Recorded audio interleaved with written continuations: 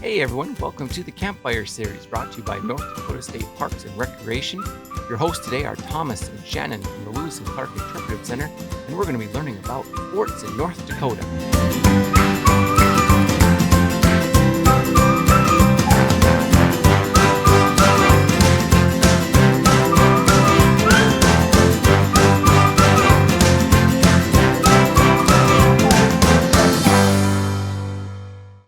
Hi, I'm Thomas Burke. And I'm Shannon Kelly. And we're park interpreters from North Dakota Parks and Recreation's Lewis and Clark Interpretive Center. Today, we're going to talk about fort building in North Dakota. What is a fort? A fort is a strong and protected place. You might build a fort to protect people that live there or items you have inside of it. There are many different kinds of forts. You can find forts of all kinds throughout North Dakota. The oldest human fortifications in the state were built by the Mandan and Hidatsa peoples. Their villages included protections against enemy attacks. They built walls with a dry moat around them and sometimes stakes inside the moats. This protected community members living inside the villages. A great example is on a slant village inside Fort Lincoln State Park. When Euro-Americans arrived, they built forts as well. When Lewis and Clark arrived in what is now North Dakota in 1804, they built a fort of their own to protect them from the elements and potential enemies. Fort Mandan was a military fort because the Corps of Discovery was an army expedition. It was temporary, meant only to last for that winter. Over 60 years after Lewis and Clark came through, Fort Abraham Lincoln was constructed. It was another army outpost. This one, though, was meant to last for a much longer time. Fort Lincoln was established to protect not just the people inside the fort, but also the nearby railroad. The fort operated for nearly 20 years. Many soldiers brought their families with them to the fort, including George Custer, who brought his wife Elizabeth.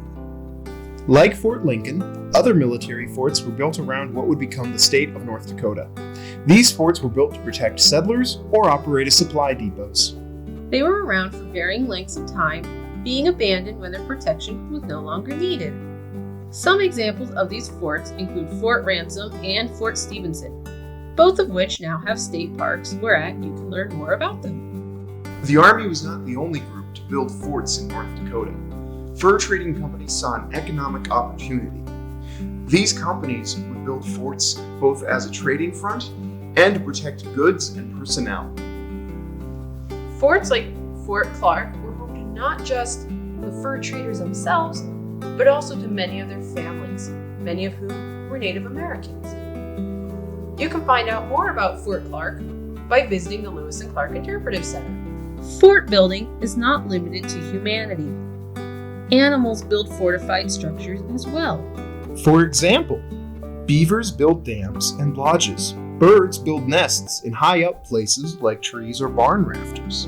And prairie dogs have complex tunnel systems below ground. They are protecting their young and family members. Think of squirrels protecting their food in tree trunks, much as humans protect goods in forts. Any of these fort-like structures can be seen at various state parks. No matter where you are, you're never too far from a fort of some kind. Forts have been used to protect communities, groups, and economic ventures. Even animals build forts. You can find different kinds of forts throughout our state parks. Even your house can be considered a fort, protecting you from the elements and wild animals. You can explore these forts at our state parks by hiking, kayaking, or speaking with park interpreters. We hope you enjoy the virtual summer campfire series found on the North Dakota State Parks YouTube channel. Hey, thanks for joining us.